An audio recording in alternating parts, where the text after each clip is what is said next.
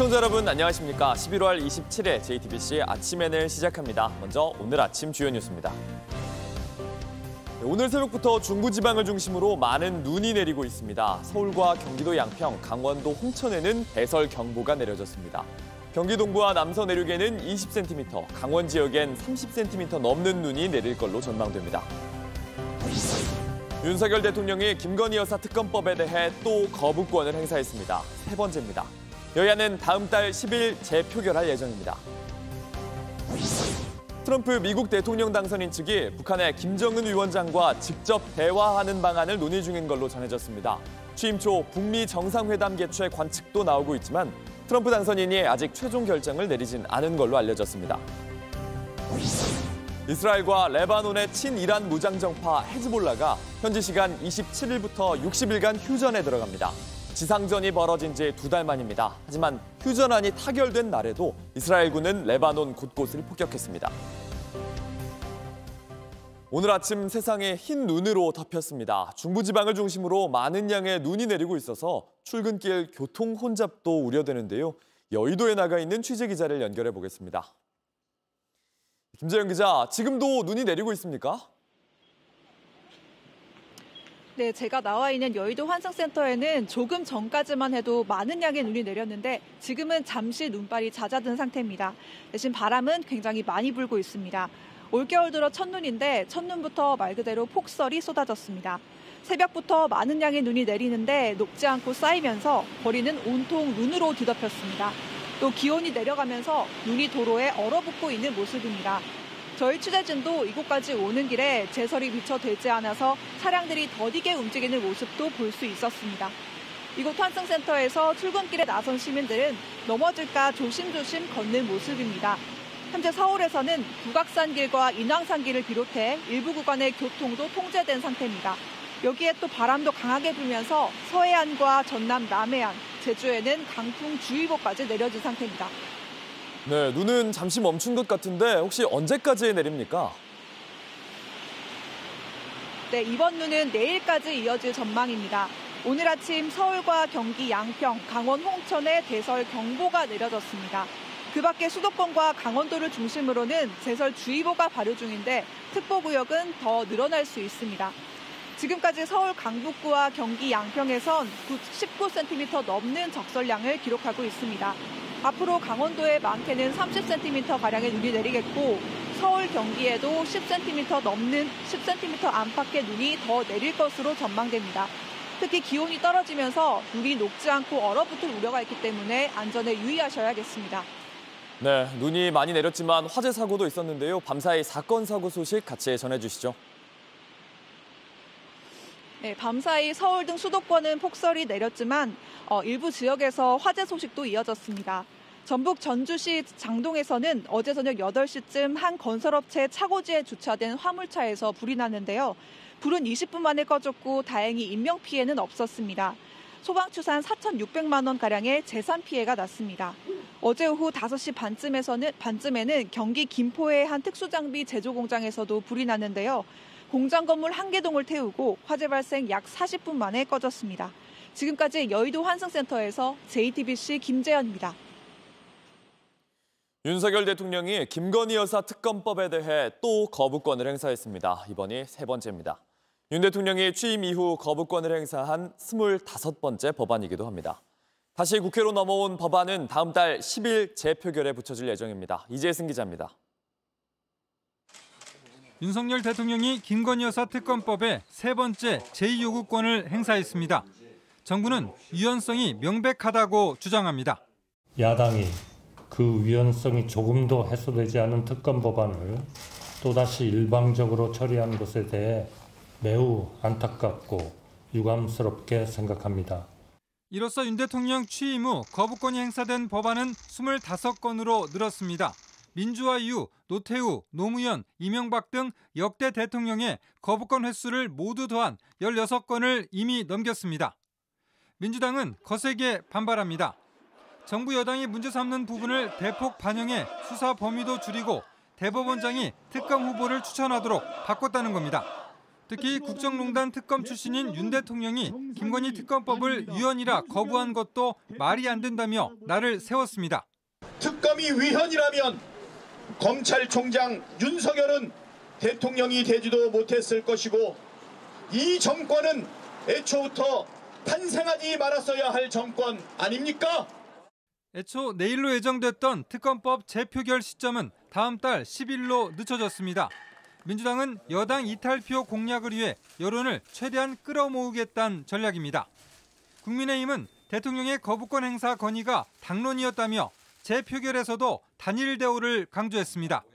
위헌적 요소를 담고 있는 법안이기 때문에 제2 요구 행사를 건의를 드렸고 아마 정부에서도 같은 판단을 한 것 아닌가 그렇게 생각합니다. 그러나 여당 안에서 커지고 있는 당원 게시판 논란과 익명성이 보장되는 무기명 투표라는 점이 변수로 꼽힙니다. JTBC 이재승입니다. 명태균 씨에게 돈을 주고 대통령실에 취업했다는 의혹이 제기된 대통령실 행정관이 검찰에 소환됐습니다. 경북 안동에 재력가였던 아버지를 둔 이 행정관은 명 씨에게 1억 원을 준 걸로 의심받고 있는데 관련 녹취를 저희가 확보했습니다. 임예은 기자입니다. 검찰은 대통령실 6급 행정관 조모 씨를 불러 조사했습니다. 대통령실 취업 과정에서 재력가인 아버지가 명태균 씨에게 채용을 청탁한 것 아니냐는 의심을 받고 있습니다. 검찰이 이런 정황을 파악한 건 강혜경 씨 진술이 시작이었습니다. 지난 2021년 7월 안동 지역사업가 김모 씨가 미래한국연구소 측에 2억 원을 빌려준 뒤 1억 원을 못 받았다며 고소했습니다. 그런데 강 씨가 2억 원 가운데 1억 원은 안동 지역 재력가 조모 씨가 아들 취업을 청탁하며 건넨 걸로 안다는 취지로 진술한 겁니다. JTBC는 이런 대화가 담긴 강 씨와 명태균 씨 사이 통화를 확보했습니다. 그럼 돈이 누구 어떻게 들어왔냐고 물어보잖아요.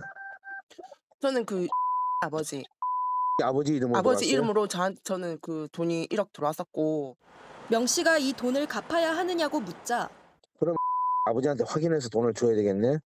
강 씨는 돈을 빌린 게 아니라 취업 청탁 대가로 받은 것 아니냐는 취지로 말합니다. 사장님 아버지는 저희한테 돈을 그냥 주신 걸로 저는 알고 있거든요. 빌린 게 아니고. 강 씨는 이런 주장을 이어갔고 일단 제가 들을 땐 당시 이제 나중에 그 청와대까지 이제 뭐 취업을 부탁을 받았다. 돈을 전달한 걸로 알려진 재력가의 지인은 적극 부인했습니다. 21년도 7월 중순에 제가 돈을 돌려줬는데 그때는 윤석열 대통령이 입당도 하기 전입니다. 그리고 그다음에 대통령 후보도 결정 났는데 시절에 무슨 취업 청탁을 합니까? JTBC 임예은입니다. 이스라엘과 레바논의 친이란 무장정파 헤즈볼라가 휴전에 들어갑니다. 미국이 제시한 60일 단기 휴전안에 양측이 합의한 겁니다. 휴전은 현지 시간 27일 새벽 4시부터인데 이스라엘은 휴전 타결된 당일에도 레바논에 맹폭격을 이어갔습니다. 로스앤젤레스에서 홍지은 특파원입니다. 레바논에서 이스라엘과 헤즈볼라의 지상전이 발발한 지 2개월 만에 포성이 멈춥니다. 현지 시간 26일 바이든 미국 대통령은 양측이 휴전에 합의했다고 밝혔습니다. To bring the conflict between Israel and Hezbollah to a close. Under the deal reached today, effective at 4 a.m. tomorrow local time, this is designed to be a permanent cessation of hostilities. 휴전은 현지 시간 27일 오전 4시부터 시작됩니다. 이에 앞으로 60일 동안 이스라엘군이 레바논에서 병력을 단계적으로 철수하고 국경지대에는 레바논군과 국가안보군이 배치됩니다. 하지만 휴전은 레바논 현지에 국한됩니다. סיבה ראשונה, התמקדות באיום האיראני. סיבה שנייה, רענון כוחות וחידוש מלאים. וסיבה שלישית להפסקת אש. ניתוק הזירה ובידוד החמאס. 휴전안이 타결된 당일 오후에도 이스라엘군은 레바논 곳곳을 강도 높게 폭격했습니다. 수도 베이루트에서만 10명이 숨지고 다른 지역에서도 사상자가 속출했습니다. 이스라엘과 하마스가 13개월째 교전 중인 가자 지구도 아직 휴전 여부가 불투명합니다. 바이든 미국 대통령은 이스라엘과 헤즈볼라 간 합의에 이어 가자 전쟁 휴전도 계속 추진하겠다고 강조했습니다. 로스앤젤레스에서 JTBC 홍지은입니다. 트럼프 미국 대통령 당선인 측이 북한의 김정은 위원장과 직접 대화하는 방안을 논의 중인 걸로 전해졌습니다. 이런 가운데 트럼프는 취임 첫날부터 멕시코와 캐나다, 중국의 관세 폭탄을 예고했는데 관련국들은 트럼프의 예측 불허 정책에 긴장하고 있습니다. 워싱턴에서 정강현 특파원입니다. 로이터 통신은 트럼프 당선인 측이 북한 김정은 위원장과 직접 대화하는 방안을 논의 중이라고 2명의 소식통을 인용해 보도했습니다. 트럼프 인수팀 주변에선 북미 정상회담이 조기에 추진되는 것 아니냐는 관측도 나오고 있는데 소식통에 따르면 트럼프 당선인이 김정은 위원장과의 만남에 대해 최종 결정을 내리진 않은 것으로 알려졌습니다. 이런 가운데 트럼프는 내각 인선을 마무리하자마자 관세 폭탄도 예고하고 나섰습니다. 내년 1월 20일 취임 당일에 중국에 대해서는 추가 관세에 더해 10%의 관세를 더 부과하고 멕시코와 캐나다에는 25%의 관세를 각각 부과하는 행정명령에 서명하겠다고 밝혔습니다. 관세 폭탄이 예고되자 관련국들은 초긴장 상태입니다.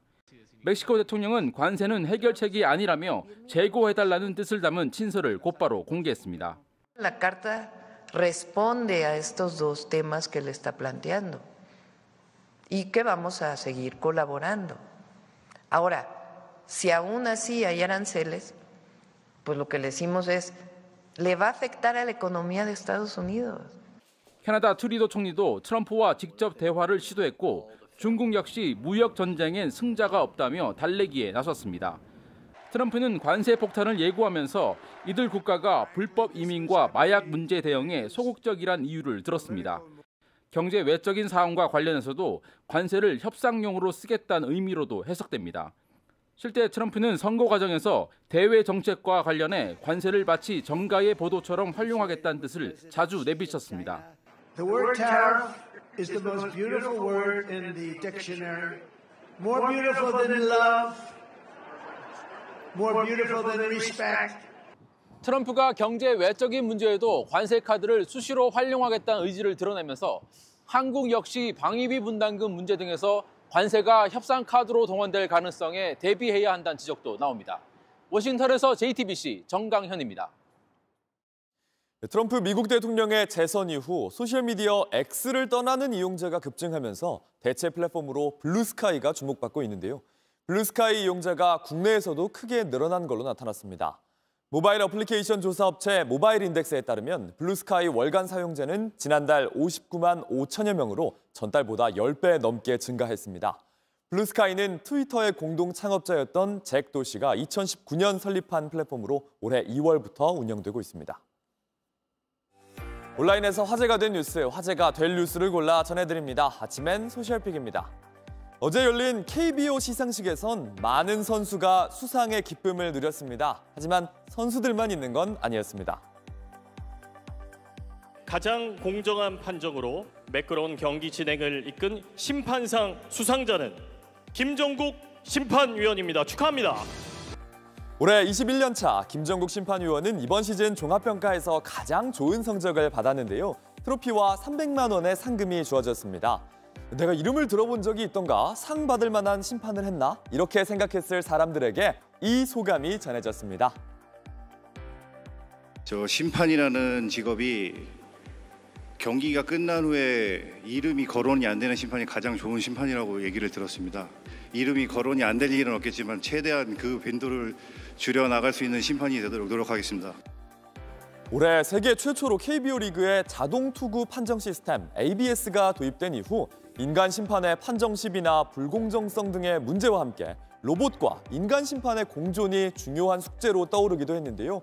하지만 공정한 심판이라면 논란도 영광도 없이 그저 일할 뿐이라는 소감의 뜻에 많은 누리꾼들이 공감했습니다. 지난 주말 영국에서 태풍 버트로 인한 홍수 피해가 정말 엄청났습니다. 축구장도 마찬가지였는데요. 예상치 못한 경기를 치른 팀도 있었습니다. 현지 시각 25일 영국 글러스터셔의 리드니타운 AFC 선수들이 경기장에 들어섰습니다. 홈 경기장에서 경기를 치를 예정이었는데 폭우 때문에 경기가 취소돼 버렸습니다. 하지만 선수들은 이렇게 완전히 물에 잠긴 경기장에서 수영도 하고 공놀이를 즐겼습니다. 리드니타운의 소셜미디어 계정은요, 팀이 나왔고 경기가 임박했습니다. 믿어지지 않지만 게임을 시작합니다. 이런 게시물을 올렸습니다. 영국 전역에 태풍이 찾아온 뒤에 수십 채의 건물이 침수됐고요. 8만여 가구가 정전되기도 했습니다. 제대로 된 대처를 하지 못했다며 기상청과 정부에 대한 비판도 거셌는데요. 누군가는 웃음으로 극복했습니다. 아마존의 창업자인 제프 베조스가 만든 우주기업 블루 오리진이 9번째 유인 우주선을 띄워 올렸습니다.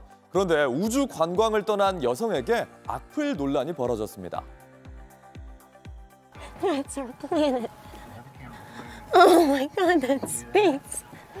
우주선 뉴 셰퍼드호에 탑승한 에밀리가 감동한 듯이 우주를 보고 얘기합니다. 에밀리는 방송인이자 MIT에서 항공우주를 전공한 과학자이기도 한데요.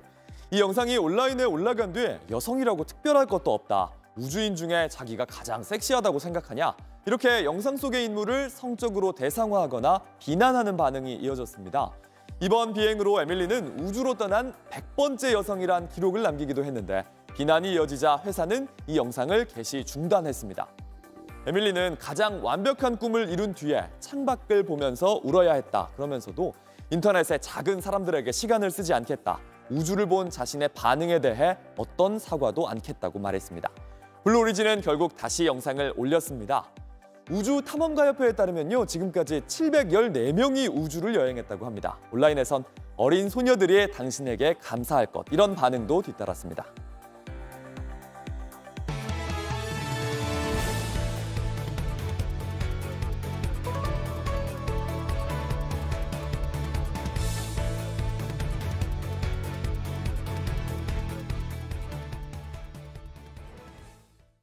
고액 체납자들로부터 지자체가 압류한 물건들이 공개 경매에 나왔습니다. 명품 시계부터 한정판 운동화까지 고가의 물건들이 4억 5천만 원의 세금으로 징수됐습니다.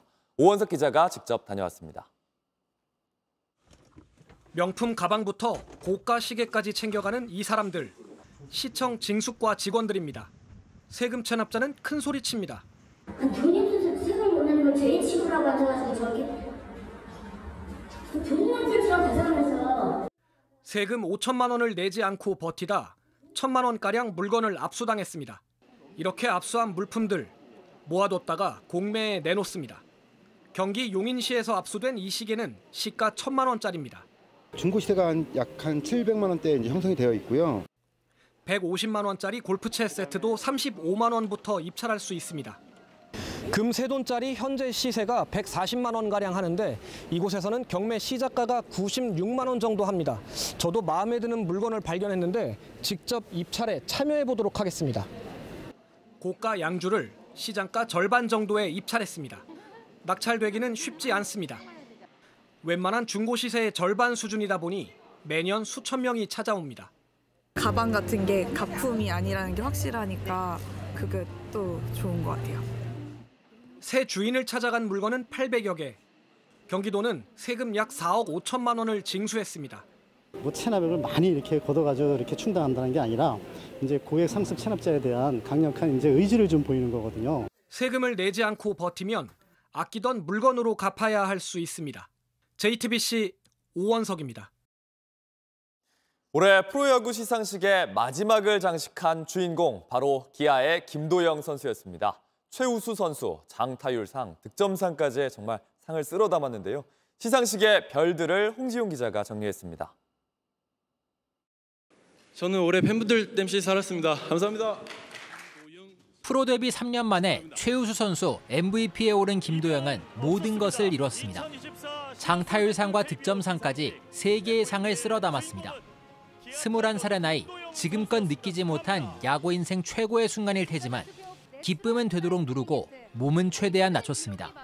항상 느낌표가 될 수 있게 노력하고 또 노력하겠습니다. MVP 수상 소감으로 과거 부상을 당하고 부진을 겪던 시절 스스로에게 되뇌었던 말을 꺼냈습니다. 그리고 그런 날 있잖아요. 앞이 보이지 않고 미래가 보이지 않고 부정적인 생각들로 가득 차는 그런 날들이 입단하고부터 숱하게 조금 있었던 것 같습니다. 김도영은 올 한 해도 돌아봤습니다. 3월에만 해도 일할 때 타율을 찍었지만 결국 거짓말 같은 반전을 이뤄냈습니다. 그런 날들이 항상 떠오르는 사람들한테 지금의 저를 보며 조금이나마 위안을 얻으셨으면 좋겠습니다. 사이클링 히트, 30홈런 30도루, 그리고 한국 시리즈 우승까지 올 한 해 못해본 게 없지만 스스로에게는 한없이 인색한 평가를 내놨습니다. 한 80점이 아닌가 생각을 합니다. 저는 그래도 수비를 나름 중요시하는데 20점은 수비에서 깎였지 않나 생각을 합니다. 홈런 2개가 모자라 좌절했던 40홈런 40도루에 대한 꿈을 숨기지 않았습니다. 일단은 아직 목표가 하나 올해 달성을 하지 못한 게 하나가 있기 때문에 그 목표가 뭔가요? 40-40 아닐까요? 프로 선수로 처음이자 마지막으로 받을 수 있는 상, 신인상은 누구나 예상했듯 두산의 마무리 투수 김태견에게 돌아갔습니다. 고졸 신인 19살 선수가 신인상을 받은 건 2021년 2위 이후 3년 만입니다. 네, 나이답지 않은 모습을 많이 보여주고 싶었고 좀 19살답지 않은 담대함 그런 투구를 많이 하고 싶다고 생각을 많이 했었는데 3월 LA 다저스와의 평가전부터 야구 대표팀 일원으로 포함돼 로버츠 감독의 극찬을 끌어냈는데 김태견은 프로 무대에서도 물음표를 느낌표로 바꾼 한 해였다는 소감을 남겼습니다. JTBC 홍주영입니다. 날씨입니다. 현재 수도권과 강원 산간 지역을 중심으로 많은 눈이 내리고 있습니다. 앞으로 강원 산지에는 최대 30cm 이상, 수도권에도 10cm 안팎의 많은 눈이 더 쏟아질 걸로 보입니다. 차가운 강풍에 기온도 크게 내려갑니다. 오늘 낮 최고 기온은 서울이 2도 등으로 어제보다 4도에서 7도가량 낮겠습니다. 기상청은 이번 눈이 내일 오전 대부분 그치겠지만 서쪽 지역을 중심으로 모레 새벽까지 이어지는 곳도 있을 걸로 전망했습니다. JTBC 아침 N을 마칩니다. 내일도 7시 반에 아침을 열겠습니다. 시청해주셔서 감사합니다.